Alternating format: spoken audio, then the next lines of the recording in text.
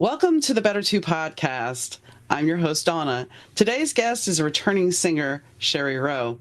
Today we talk about her new music coming out, loss of her mother, and, well, even mentoring in a new radio show that she's got. So tune in. Hi, SHARI. How are you doing today? Great, Donna. How are you? I'm doing good. I saw your lovely photo shoot you did on Instagram that, you posted. So when was that taken? I know it was in Arizona. Yeah, it was in Arizona over at the base of the Superstition Mountains. It was early in December, getting ready to launch new campaigns. So we needed new photos, new music coming out, all that. So I love Arizona. I mean, you know that we've talked before, Mhm. and growing up here it's a very special place. But that particular place for that shoot, it just felt magical. I mean, the day was what like it wasn't super cold because of course it's Arizona, but it was a little crispy and it was just bright and clear and the colors just seemed to be popping out everywhere and the sun was dancing off of everything. It was so fun. It was actually a really fun shoot. It looked like you had a lot of fun. Then yesterday you happened to tag me in a video where you were walking, you were getting your new year going, and Uh-huh. so Yeah. you have a lot of good things coming. But like you said off camera, it's been a while since we talked. So what have you been doing, like in the last couple of years? That now I know you're about to step into the studio. What have you been doing in the last 2 years that has inspired the new music that's coming? Well, a few different things. I feel like life has kind of taken me on a journey that was unexpected, as so often happens in life for all of us. My mom passed away in June, and thank you. Yeah. And, my sister and I were very hands-on in her care at the end of life. And of course, family always takes priority. And it was a very difficult season, but it was also a beautiful season. And, when I get to that point, as we all will, like I can only hope and pray that I can be given such grace and mercy. It was actually a beautiful transition for her. And so, we've been processing that and really coming together as a family to grieve and heal and move on. And of course, that, any kind of life experience like that, as a creative person, it's going to open different windows and doors to your heart. And earlier, before my mom passed, I had been closely working with a really good friend of mine and fellow musician, Stephen Bowman, who is the fiddle player in my band. And he's extraordinary. I mean, he's just such a talent in his own right. He's also an indie Americana singer-songwriter. And he had approached me about, I'm so sorry. It's okay. Hold on. Okay. Do we need to No, that's go fine. back? All right. Life Thank you. happens. It does. So Bowman had approached me with this idea he had for a project.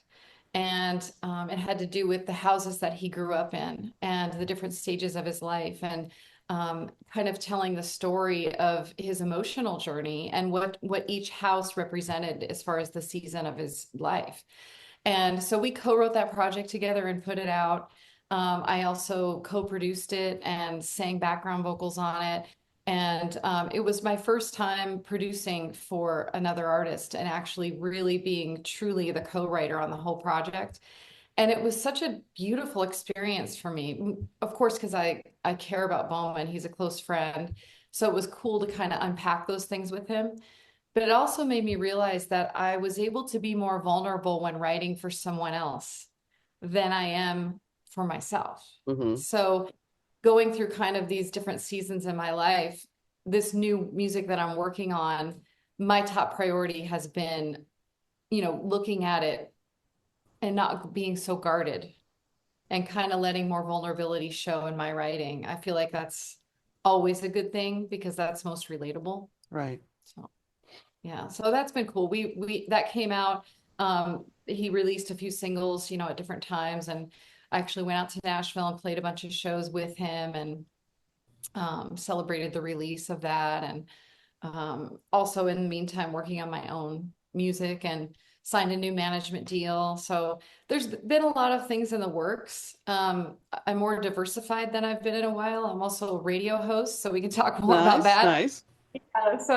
Starting a new radio show that's actually launching this Sunday night Awesome. on 96.3 Real Country, based out of Arizona here. But so that's exciting too. So lots of things in the works, and now we're kind of ready to launch a lot of these things and talk about them and see them actually come to fruition. Well, congratulations on the radio gig. But I do want to circle back to the house thing because it's Yeah. interesting because I don't think people really look at houses as a transitional thing. But I went through this last year because um, I sold the house late last year. I sold my house that I had with my husband. We bought it together. Mm. We lived together, and he passed away in 2020. And it was like the last piece of that part of my life. And I'm sorry. the interesting thing is I had to term it to, I left my we house to have a me house. Oh, wow. And Yeah. because once you're with somebody for so long, and I don't think we really discussed that, but once you're with somebody for so long in a relationship for at least 5, 10 years, which we Mm. had close to 18, Wow. and the fact is, we make the mistake of constantly saying, even after they're gone, well, we have this and we did this and we Oh, did that. And sure. it's like, so now I consciously try to say I and me Hmm. because it's like you Yeah. you have to deprogram. So it's like that was my wee house. And yes, if you have a childhood home, one home, then that becomes your childhood home. It was like when my grandmother sold her house. That was the only Right. house I had from my childhood as an adult that was still intact. Yeah, that's powerful. That's something to process for sure. And you're really, you're brave stepping into the saying I and me instead of we, that because that's a whole new journey. And it's so right that you have to fully accept that and step into it. But I'm sorry for your loss, and that's brave to do that. And I'm glad that you're working towards that. But yeah, I mean the home we grow up in isn't obviously about the house itself, you know. The stories that came to life in this project were so deeply personal, and each home represented different feelings and different things that Stephen was learning as he was growing up. The way we chose to do it, each house was obviously on a different street, and we named the songs after the street names. So, example, Sunset, it was on Sunset Street, and that happened to be the house where he felt very nostalgic, and he remembers his family laughing, and he remembers the kids running through the halls and the cousins, and he remembers the way the light kind of came in through the window a certain way in that house. And he managed to pull up pictures of each home to incorporate that into the covers and the marketing for each song. But that song is very reassuring. So we wrote that song as if the house was speaking to him, encouraging him to wake up and face the day, and just the comforting feeling of seeing the light come through and dance on the wooden floors, and feeling the warmth of that underneath your feet. And that home was very comforting to him. And then, another example, in contrast, because there were several songs, but in contrast, Brittany was the most recent one to come out. And that one was where he was kind of coming of age, and he had that kind of teenage angst, and he was asking himself who he really was and trying to figure out his place in the world. And so that one had more of an edge to it. And the one of the lines in the chorus is, Brittany, why'd you trick me? I Mhm. thought you'd keep me safe. And he's speaking to the house in that one. So yeah, we kind of dove into all of those emotions. They're real for all of us. Well, and I think that, there is a saying in certain groups that your house has a spirit. Your house has a spirit, and nobody really Yeah. pays attention to that spirit. When you're talking, Right. like my grandmother's house, when my grandmother was getting rid of her house, I was like the last person because I lived out of state. I was the last person to get there, and she had this antique mirror. And Yeah. she was like, I was going to give that to your sister. I'm like, but you're giving your wedding rings to my sister. She goes, yeah. She goes, but why do you want that? Why do you want that mirror? I got it for free with some furniture. Yeah. I said, because that mirror was over the dinner table at Oh, holidays, and that represented when the whole family was together. Oh my because God. eventually my family divorced, my parents divorced, my uncle and aunt divorced. So that was the last time that the family truly was a family. Oh, I have chills thinking about that. And I she get she that. didn't get it initially, and when my cousin found out I had it still before she passed away, she was just like, "I am so thrilled that you understand the meaning behind that." Yeah, absolutely. That's powerful. Because I get it. most people think, "Oh, it's just a mirror." But Mm-mm. as a kid, when something resonates with you, you hold it. Yeah, yeah, So, powerful. how did the radio gig come about? Well, I signed, as I mentioned, the new management deal. My new manager, Dennis Petty with DDP Worldwide. I was actually putting together a fundraising show, and I was looking for someone to do an acoustic opening set before our full band set. And I wanted it to be somebody that had ties to Arizona. And I kind of asked around a little bit, and Chauncey Jones came up a few different times. And so I thought, yeah, he's a great fit. Let's do it. And so I went to reach out to him, and he said, yeah, if you don't mind calling my manager, that's, he's the one that's going to handle that. So he gave me Dennis's info, and I called Dennis and I set everything up for that show. But in the meantime, started kind of asking Dennis because we hadn't met and I hadn't heard of what he was doing in Arizona. And I was really intrigued. And he lives kind of on the complete opposite side of town from where I live. And I said, on another note, Dennis, you're over there doing that, and I'm over here, I'm based in Arizona, and I feel like we should connect and just talk about what we're both doing. I feels like we should know each other. So my husband Kevin and I met he and his wife Diana for lunch the next week. And that lunch turned into like a 3 hour lunch, and we just hit it off. And we sat down, and he said, "So, like, why are we here?" And Diana said, "Yeah, when he said Sherry wants to meet, I thought, well, Sherry has her own thing going on. Like, why does she want to meet, And I said, I'm not really sure either. I said, at minimum, we become friends, I said, but let's just chat. And our friendship just, it felt like we had known each other forever. And we thought we could make a great team. So Dennis started representing me as my manager in my career, and that has opened really wonderful doors to shows and different. My career has blossomed because of the efforts that he's putting in. It's really cool to kind of have. I've never had a management team. I've had great PR. I've had great radio promotion. I work with a lot of great people on recording and writing and all the different facets of what I do. But I haven't had a manager kind of like in my corner, kind of really pushing my career along. And it's been great to see everything unfold. Through the process, I began to learn he and his wife both have such a passion for Southwest and Arizona, like I do. And he really believes in the music scene here. Um, I have a great community in Nashville, and there are lots of other music towns, so to speak, around the country, Austin, and um, but unfortunately, Arizona has kind of gotten known for having a lot of bar bands, but not a lot of original music, which it's a reputation, but it's not the truth. There are a lot of really talented songwriters and original artists that come from here in the Southwest. And so Dennis began kind of really focusing on launching those artists and giving them, putting a spotlight on what they're doing. So he formed the Arizona Desert Country Music Association. He has monthly songwriters rounds and events to highlight original music, much like they do in Nashville. He's really kind of facilitating that. And in the process of doing that, he went to Mike Barna, the owner of 96.3 Real Country here in Arizona, and he said, I have an idea for a radio show. Do you think you'd get behind celebrating Arizona artistry? I mean, we have a lot of talented musicians here and artists who are building careers, and they're touring, and they're on the radio, and they're successful. So Mike ended up saying, I have been waiting for years for somebody to take that on. And it's something that Mike evidently was passionate about. And he said, absolutely, I'm behind it 100%.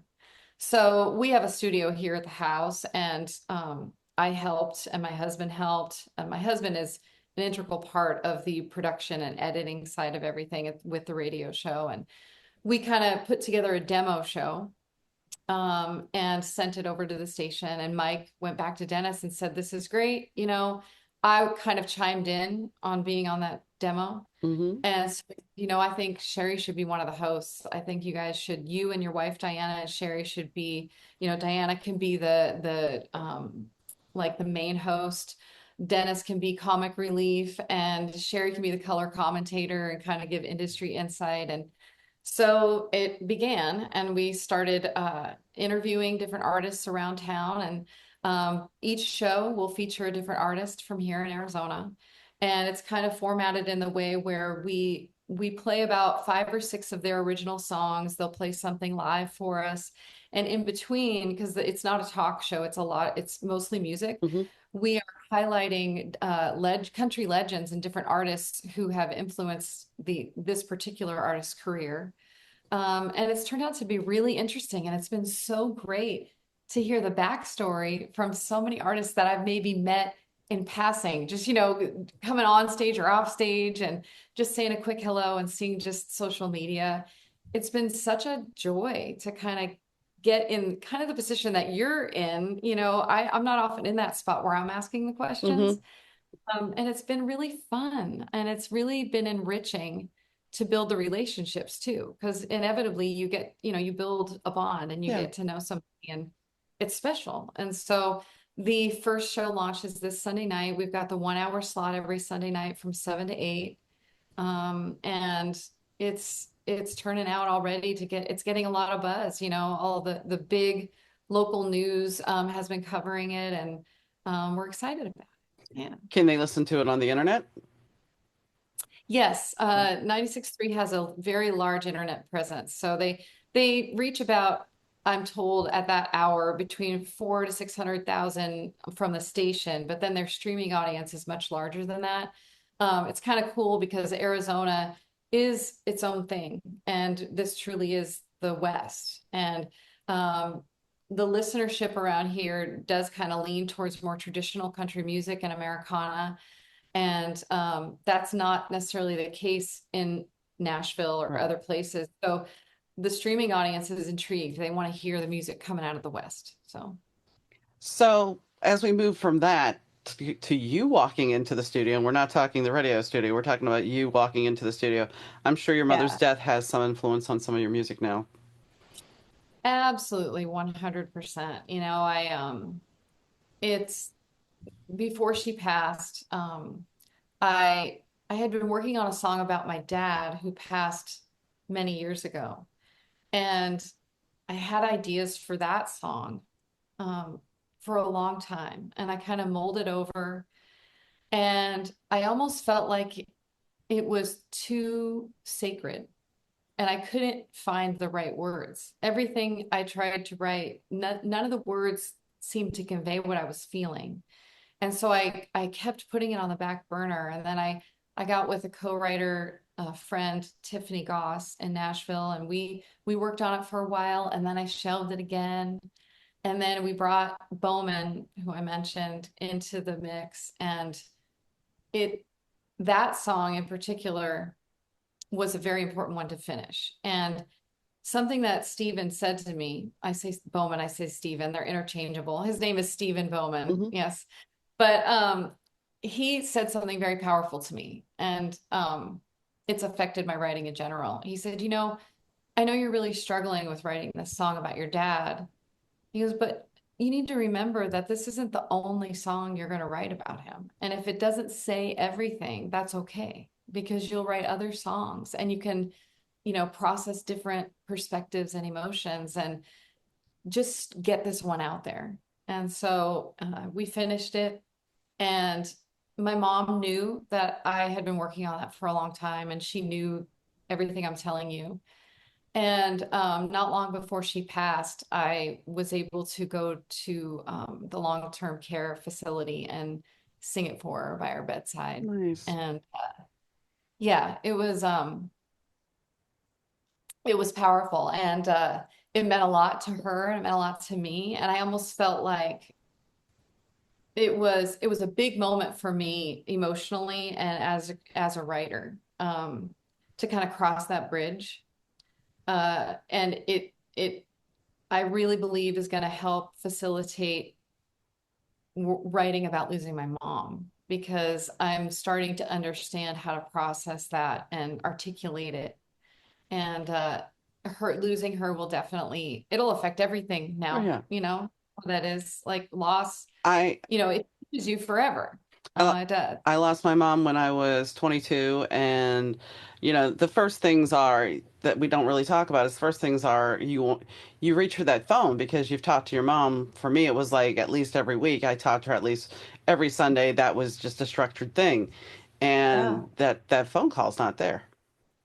You're right. That phone call Exactly. is not there, and then you get used to it. And that's the thing. I don't think we are taught to process death or how to grieve or how to handle the loss of death.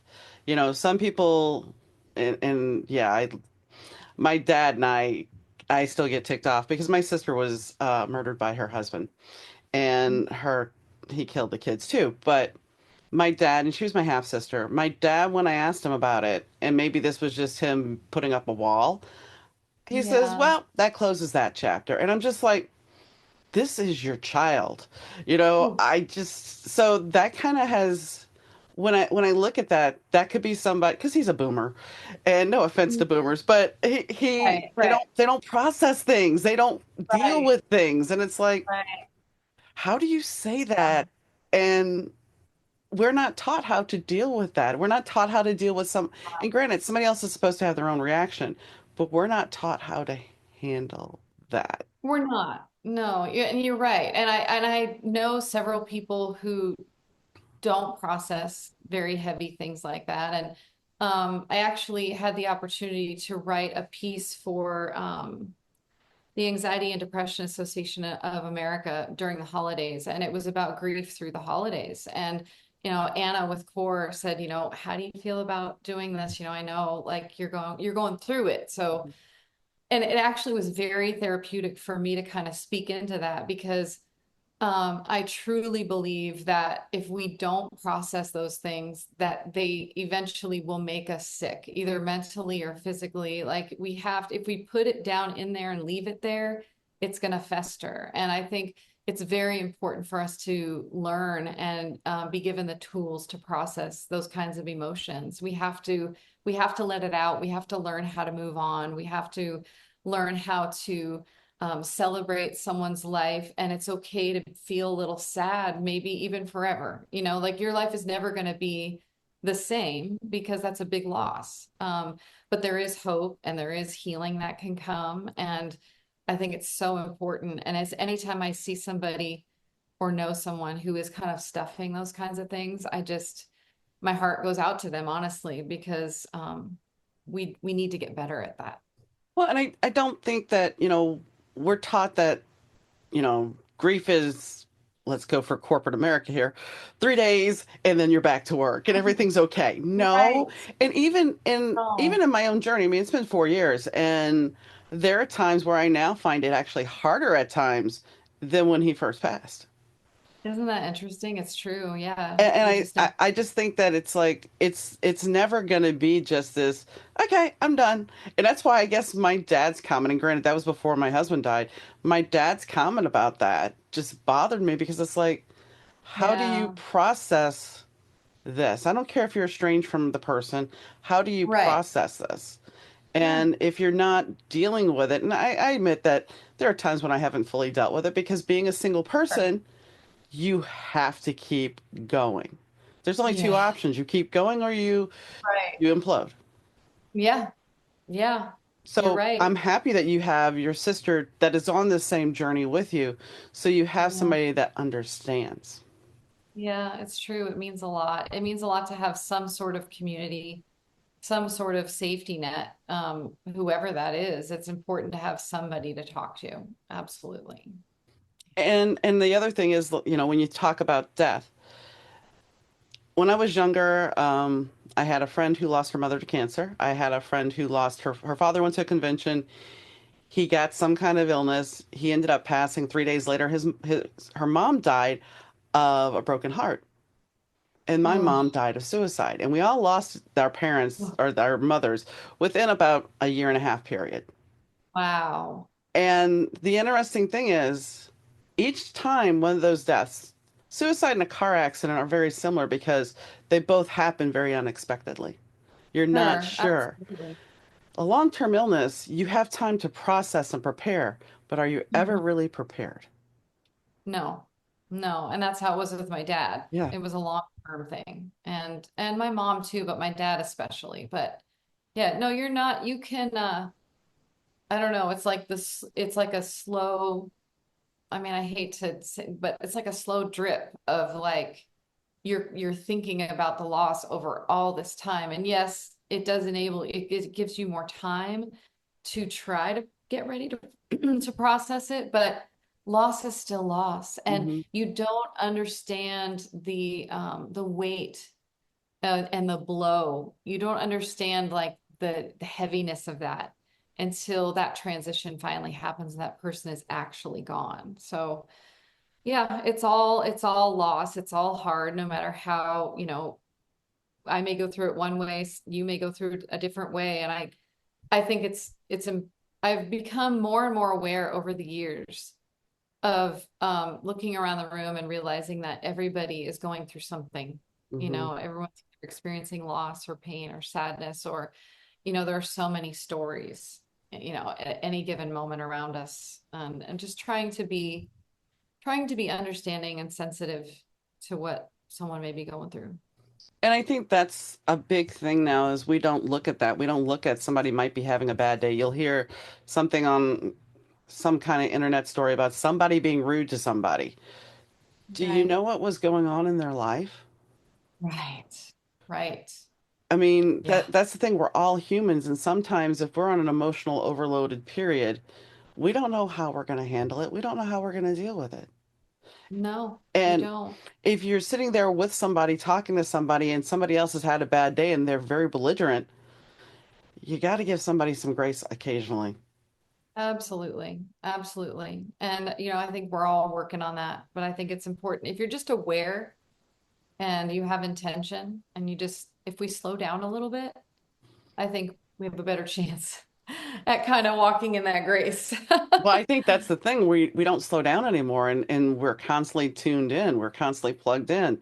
So we're always getting information constantly. And unless you actually take a step back and say, okay, I'm not gonna look at the phone for an hour or so. I'm not gonna sit here. I'm just gonna chill, you know. Yes, But then it comes back to then you have to face that grief. Then you have to that's face those true. problems. Yeah. So it's a very Yeah. fine line. Yeah, it is. It's a dance. Yeah, and and being alone with ourselves and alone with our thoughts. That's a very powerful thing. It can be a really scary thing. It can be overwhelming. Sometimes it feels louder than when all the noise is happening around you, right? Hmm. But I think it's so important. We have to check in with ourselves. If we're not doing that, it's going to be hard for anybody to kind of break through and give us the help and encouragement that we need. We have to be kind to ourselves first, and then I think that overflows. I think that's one thing that we are not taught. We are taught to No. please everybody else, be that Oh people my pleaser and goodness. help everybody else. Oh But you yeah. put yourself last. Yeah, I heard something this morning that was really powerful. I've heard it before, but it really hit me, and I feel like it's appropriate for this. When we have this inner critic that's always, constantly for most of us saying, "Oh, well, you should have done this, or you didn't do that," or I do that. Um, but this person made the point, if somebody else came to you with the struggle that you're having right now, what would you say that to them? And we often find the words for others, and we know how to help them feel better in the moment and offer them advice or encouragement or support. We need to be speaking these same things to ourselves. And when we lay down at night, are we making a list of everything we didn't accomplish because we are in such a fast-paced world? Let's switch that, and let's kind of make lists of what we did accomplish that day and kind of walk in gratitude. And I think those are the building blocks for success in every area, mental health and relationships, and ultimately whatever we're working on, whatever our goals are. We have to be in a more positive, loving mindset. So, as far as the new music, let's go back to that for a second too. Yeah. What else has inspired you to come up with the new songs? It's interesting. So because of the season that I've been in, I have had a tendency to kind of really dive into those deep emotions, and that'll definitely be part of the project. But I've been co-writing with people, and I've been telling them, help me to write the upbeat stuff, because I have a lot of joy in my life, and I have so many fun things I'm doing, and I love a lot of the songs that we play as a band. I mean, my band is fantastic, just such high energy that we bring to the stage. And together we're just like this force, And I have my moments when I want to be like a singer-songwriter and kind of dive in and just have those really vulnerable kind of moments as an artist. But I want to have the big band fun too. So that's going to be on the record too. And I've learned to align myself with just the right co-writers to be able to bring that out in me, because it's in there. I just happen to be in a season where all the emo stuff is just right here. Hmm.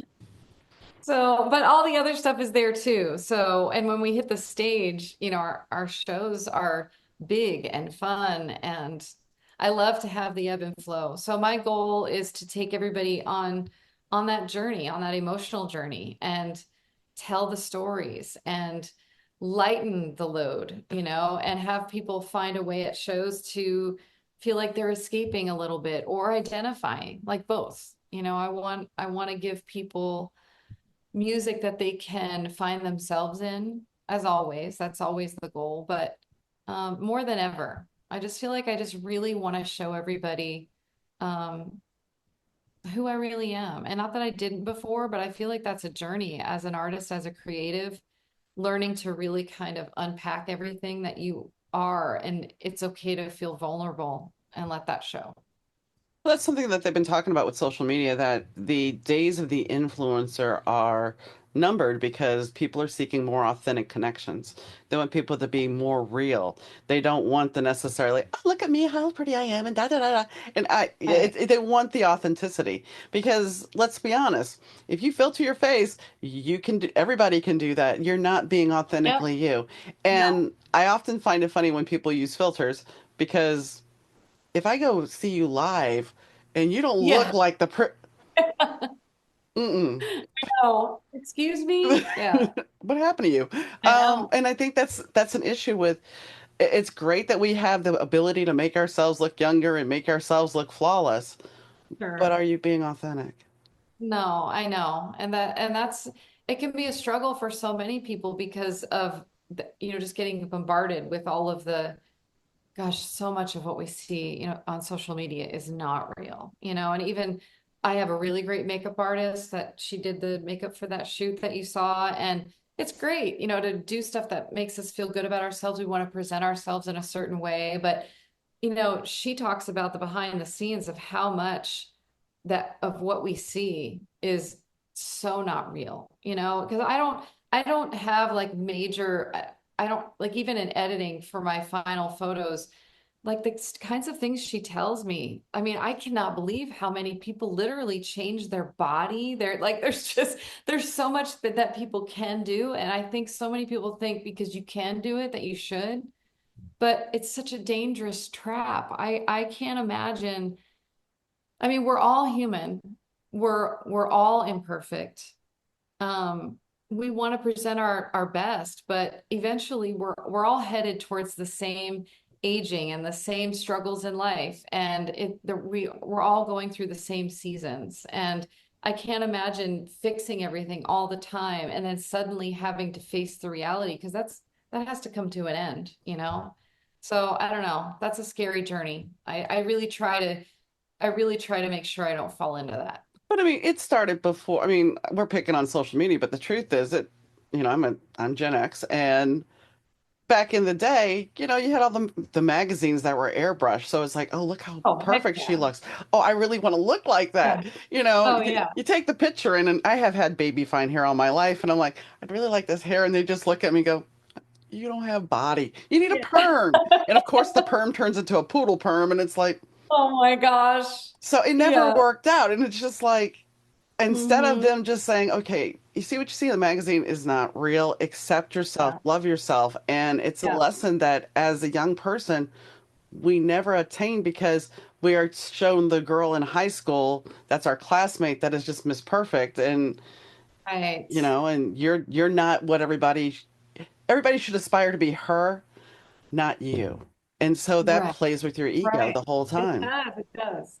I think it's good that we do have the contrasting message now, at least on social media. There are, if you get, they say, what side of TikTok are you on? And all that kind of thing. Hmm. What's your algorithm feeding you? And it's always so refreshing to find the people who are, they'll start off a video with a filter and then turn it off and like, this is the reality, everybody. This is me and I love me. And they're promoting that authenticity. I think it's important that we listen to that and try to kind of feed that instead of feeding the other. Well, that's why, I applaud Pam Anderson at the Golden Globes. I Yes. mean, she didn't have a ton of makeup on.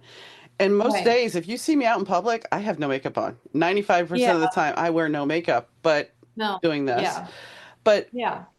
when you look at Pam back in the day, I mean, she was Glamour Girl Oh, City. yeah. So I Yeah. applaud her for owning her aging and owning who she is.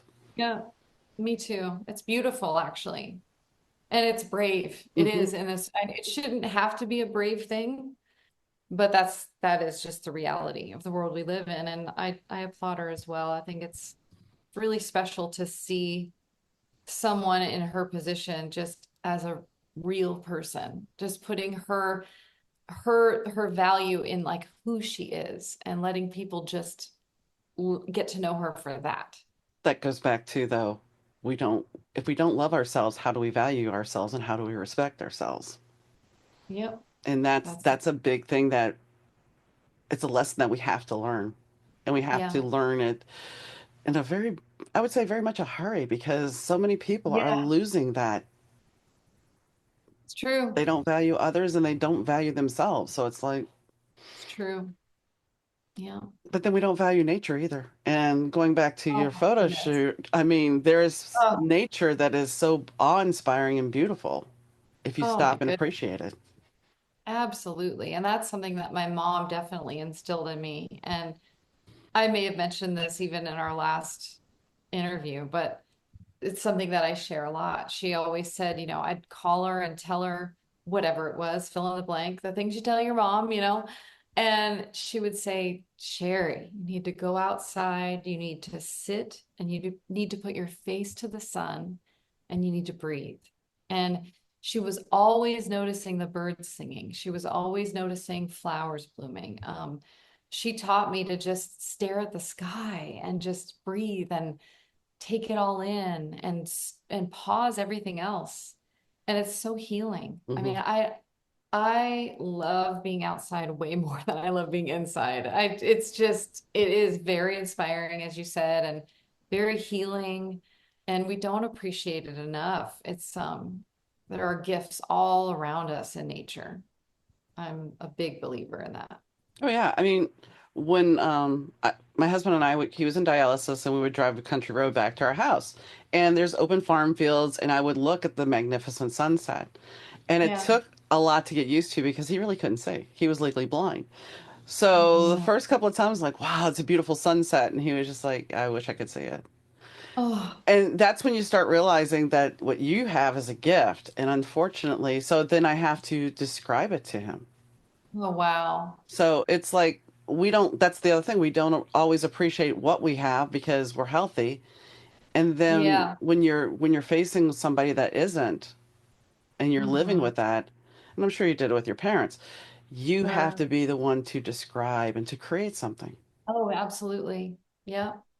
Yep, I know. Even towards the end, I mean, right up towards the end, my sister and I would go and we'd have the nurses help and we'd get my mom in a wheelchair and we'd take her outside, because we knew how much that meant to her and we knew that she couldn't, I mean, she would literally fall asleep in the sun if like she Mm. would take her nap, just like I have so many pictures of her just like sitting back like that.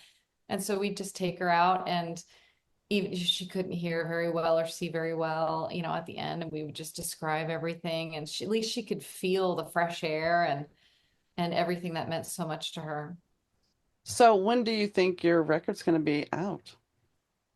The goal is to have at least the first couple singles out by the end of spring, and then you know how it is these days. We don't release the whole album at Right. once. So it'll just be a trickle of singles and then ultimately the rest to finish the album. But that's another part of this is I'm finishing an entire album, even though it won't be all out at once. I've wanted to do that. I've done EPs and I've done singles, but it's been a long time since I put out a full album. So I want to see like 12 songs on there. I mean, you got to go through probably, gosh, I would say 60 to 80 songs to get Oh yeah. the really good, I'm being conservative too. I mean, I think one of the Eric Church's last project, I think they had like 160 something songs and narrowed it down to 10. I'm like, okay, but yeah, so the first couple singles by the end of spring. Do you think you're And going to go ahead? no, and if I can drop one sooner than that, I will. So, Do you think you're going to tour? oh yeah, Well, yeah, and then absolutely. I take it that you guys are pre-taping your radio show, so touring won't interfere with that, and you can always remotely do your part. Yes, exactly. Yeah, that's what we're doing. We've got all that in place. And if a one-off, I can't be there for one. I know that, Dennis and Diana can hold it down, but the goal is to work everything around being able to successfully keep everything going. I have days when I'm really overwhelmed and busy and I don't get through everything I needed to do. And I just take a deep breath and then somebody says, "Wow, you have a lot of really great things going on." And I just stop and I go, "Yeah, I do." And it's okay. Like it's okay if I didn't get my list finished today and the world's not going to stop and the sky's not going to fall. Like it's all right. So at the end of the day, I'm grateful to be as busy as I am. So we have a tour coming, we have a new record, we have singles coming, we have the radio show. Is there anything else? Oh my goodness. Well, I am continuing to co-write and produce. Bowman just approached me a couple days ago with a new concept for his next record. So I'll be doing that. And, it's been kind of cool too to see my manager has signed a young girl who won a talent contest here in town. And I have found myself advising and mentoring some people who are just kind of getting into the industry. And I've been working with one artist, Shannon. And she's opening for a major indie rock artist here in town. And she reached out to me not long ago and said, I have all these songs. I'm going to do a lot of original music, and can you coach me? And so we've been meeting on a weekly basis and just kind of guiding her through the process of how to put on a really good show, had some vocal things that we've been working on. And that's not something I didn't sit down one day and say, I'm going to start doing this, but I love it because I love people and I love this art and I love the songs and hearing songs come to life and then seeing talent kind of blossom. And I didn't expect people to reach out, in that way. And so it's been a joy. So that's something I think I'll be doing more of too. So That's a blessing. I mean, I taught a writing class at the local library, and I have a friend who has taken almost everything I've taught because I've taught a lot of metaphysical classes, and she's like, out of yeah. everything you've taught, that is one thing you're the most passionate about. And Uh-huh. it's like, well, when Yeah. it is a passion project, just like you're describing, you're mentoring, you're watching somebody grow, you're helping. Your journey has now been able to help somebody else, and that means a lot. It does. It means so much. It's like it's rewarding in a way that I haven't experienced before. And like Shannon's big show is coming up at the end of the month and and she's like, I got you guys tickets. And I'm like, of course we're gonna be there. I don't care if I have to buy tickets. I'm gonna be there. And I can't wait for that moment, We're gonna be out in the crowd instead of on the stage for that one. And um it's just exciting. It is a blessing for sure. Did it change your perspective? I mean, as a musician, does it change your perspective when you go to a show now, watching another singer up on stage? Do you critique their performance or do you just enjoy the music? I would say I'm not really critiquing their performance. If anything, I'm overanalyzing the audio and I'm noticing if, someone's going like this, and I'm like, oh my gosh, she can't hear her vocals, Hmm. or I'm just hyper aware of Right. everything happening up there. And if anything, I'm more sensitive and compassionate to like the moments that they're creating, trying to create. They're big where you can tell like the audience is so engaged and you can feel it in the room. And I'm thinking, oh my gosh, they must be so excited right now. And um, if anything, I have a hard time. I end up critiquing the whole team that is supporting the person who is performing. I get it. And that's kind of what I was alluding to, because Yeah. it's like once you've done something, you can't ever do it like you used to. No, no. It's hard to just be yeah, you can't it's hard to be objective. Like you're just really caught up in all aspects of it and yeah. But I enjoy going to shows. I love watching how other people deliver a show and um it's just really cool to think about that. And that's something I told Shannon too, because she was talking about transitions and what songs to do when and I said, most of what you've experienced at a show that you thought was just amazing, I'm like, it almost never happened organically. So it's sincere and it's honest, but there is planning that goes into putting on a good show and taking people on an emotional journey and a musical journey. And so we discussed that for a while too, the behind the scenes of setting up the moments, Hmm. they're real and you're delivering them in a real way. It's coming from a real place, but you have to go into it prepared. Nobody that's putting on a great show is winging it. No, no. And I think that, I mean, even if you go down to radio back in the early 90s, it was you got to pick the songs, but it was Yeah. all set up to take you on a ride.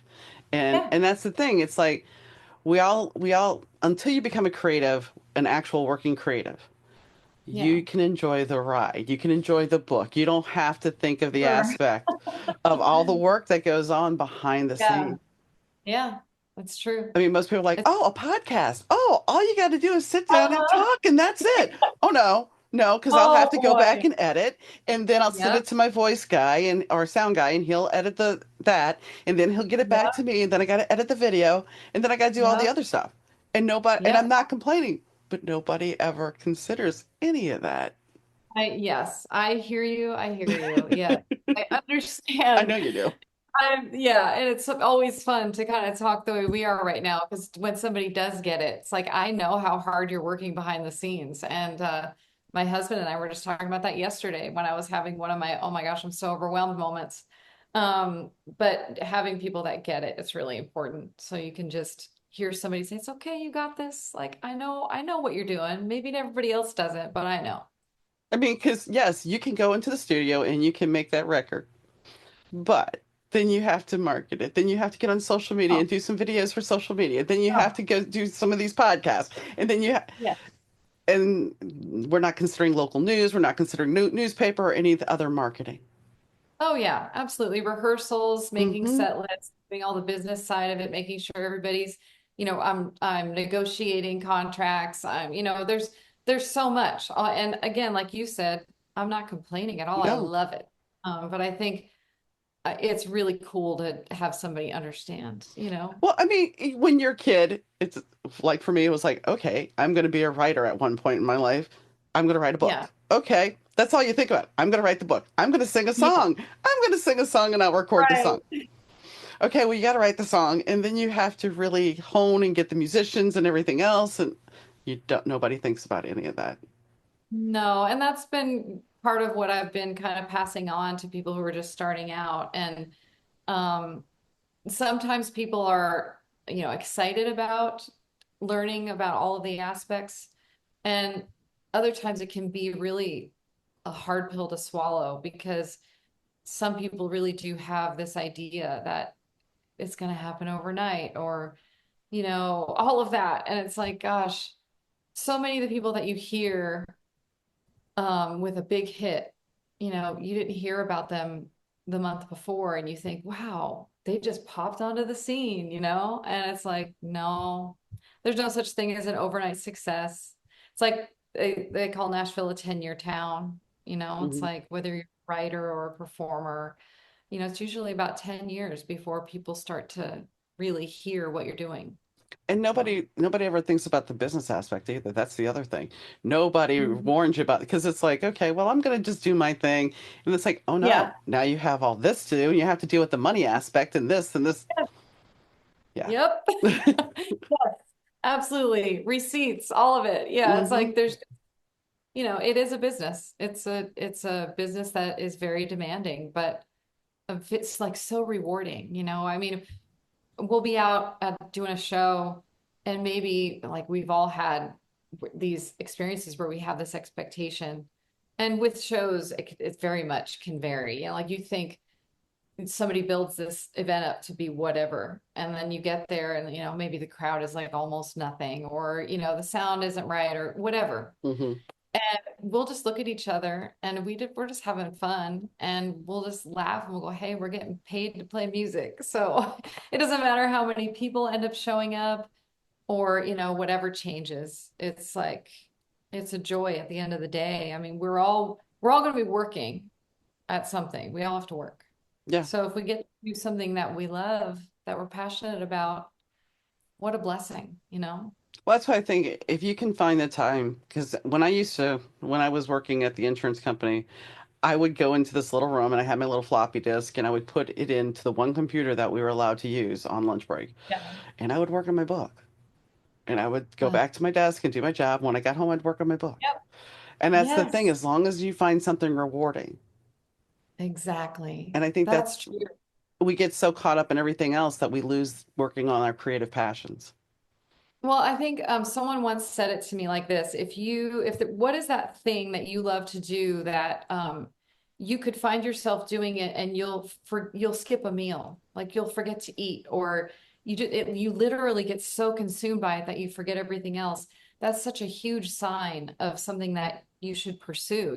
Find what you love to do and then find a way to make a living doing it. Like the money will follow. Be really good at what you love Hmm. and money will eventually follow. You have to just chase that purpose and that drive, what drives you. I mean, I used to clean houses. My sister and I started a cleaning business before I started making music.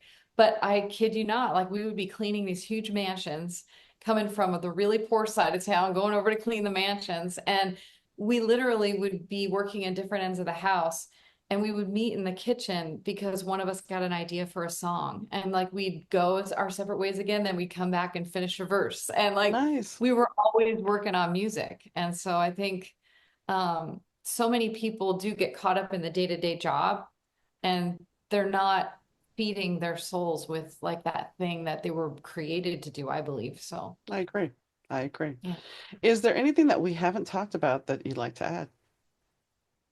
Gosh, I think we've covered so much. It's always a joy to talk to you. And no, I think I'm excited about everything that's coming up. We covered the radio show and the new music and kind of the journey that's brought me to this place. And I'd love to touch base again when the new music starts to come out. Definitely. And I can't wait for you to hear it. Definitely. Well, thank you, Sherry. Yeah, thank you. Sherry has a lot of irons in the fire, that's for sure. And I look forward to seeing what she's going to produce as far as the music. Stepping into the different hats she's wearing, we have mentor, we have producer, we have radio host, we have singer, we have songwriter. And yes, there's a theme and a thread running through all of them. But she also is somebody who wants to be authentic and genuine. And she wants to pass her knowledge on to other people. The thing about that is a huge gift in itself, because one thing that we don't necessarily always look at is the journey that we're on, the lessons that we learned. If we can pass that on to somebody else, then that's an amazing gift. I wanted to say, and I did not say, when she was talking about the fact that sometimes, we don't necessarily listen to what we're being told, or we don't hear what we're being told. When I do readings for people, there are many times when I'm sitting there reading for a client and I will get a message for the client, and that message is just as much for me as it is for them. And it's not lost on me. I'm not sitting there going, oh, well, that's for them, I'm not going to hear it. No, I'm well aware. I'm sitting there, I got it, guys. Because that's the thing. It's like sometimes when we are in the middle of a problem, or we're in the middle of a situation and we don't have answers, they're presented in different ways. And we have to be paying attention sometimes to hear that, whether it be something that somebody says on TV, a message on the radio, one of your friends says something. I was taking a class recently, and that morning before the class, my friend and I were talking about Russian nesting dolls. Okay. Don't know why. It just came up because we were talking about this. So later on in class, we were talking about chakras and things of that nature. And somebody in the class brings up, oh, so kind of in a way, it's like a Russian nesting doll.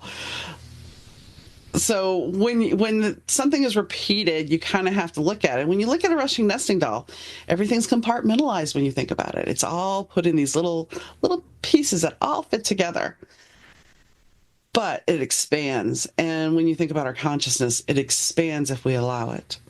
So while I'm rambling here about that, I think that if we actually start looking around and listening and see the opportunities and look at life with gratitude, because we are not promised tomorrow.